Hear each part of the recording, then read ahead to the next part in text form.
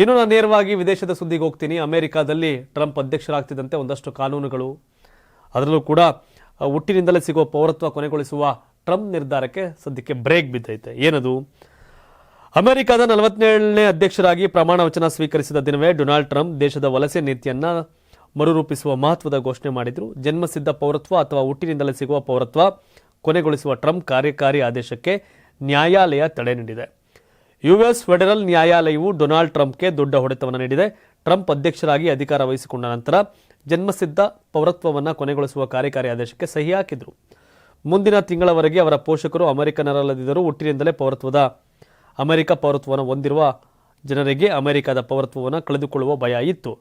ಆದಾಗ್ಯೂ ನ್ಯಾಯಾಲಯವು Donald Trump ಅವರ ಆದೇಶವನ್ನು ಅಸಂವಿಧಾನಿಕ ಅಂತ ಸ್ಪಷ್ಟಪಡಿಸಿದೆ. 84ರಿಂದ 50 kg ಬಂದೆ, ಆಮೇಲೂ ಸಣ್ಣಗೆ ಫಿಟ್ ಆಗಿದ್ದೀನಿ. ಅದಕ್ಕೆ ನಾನು ಯೂಸ್ ಮಾಡ್ತಾ ಇರೋದು ಜೀನಿ ಸ್ಲಿಮ್.